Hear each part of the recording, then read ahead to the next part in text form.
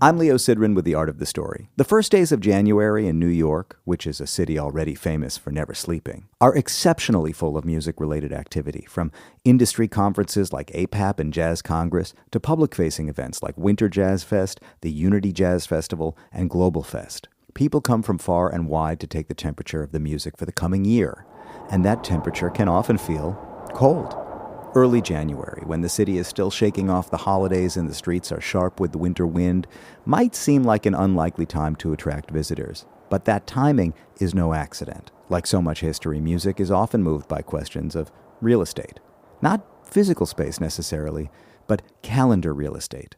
The lull after December leaves just enough open terrain for conferences, festivals, showcases, and meetings to coexist. It all started with APAP. Since the 1950s, the Association of Performing Arts Professionals, originally a university concert managers organization, has held its annual gathering in New York, giving artists a chance to showcase their work for presenters and programmers. It's an industry convening, not a public festival. It's oriented towards the people who decide what gets booked and where. This year, APAP runs January 9th through the 13th in New York. But no single conference, especially one as broad as APAP, can capture the full depth of any one scene, which is part of what led jazz promoter Bryce Rosenblum to launch Winter Jazz Fest 21 years ago. It began as a one-night showcase, and now it's grown into what the New York Times calls the city's most renowned jazz festival. This year, Winter Jazz Fest presents roughly 100 performances across Manhattan and Brooklyn, from January 8th through the 13th.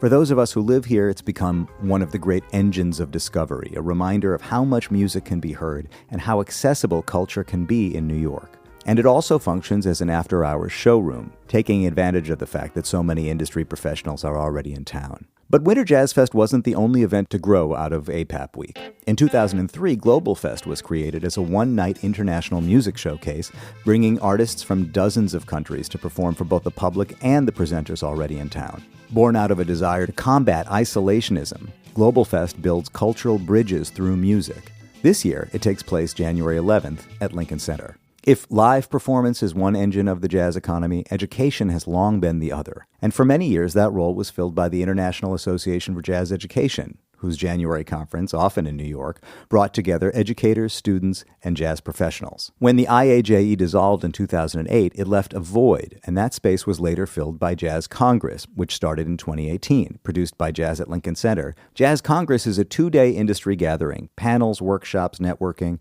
focused on expanding jazz's audience and addressing the realities of the field. This year, it runs January 7th and 8th. And to complete the circle, Jazz Congress eventually added a public-facing counterpart too. The Unity Jazz Festival, launched in 2024, is a multi-stage winter celebration at Jazz at Lincoln Center, intergenerational, multicultural, and designed as a community gathering. This year, it runs January 8th and 9th. Like so much of the jazz story, all of this reflects an ongoing conversation about who gets heard, who gets invited, and where the music belongs. And like so much history, it comes down to real estate.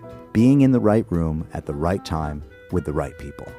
That conversation is alive this week in New York across APAP, Jazz Congress, Global Fest, Winter Jazz Fest, and Unity. And of course, all of that happens alongside the everyday churn of extraordinary music being made night after night on stages all over the city. What a time to be alive.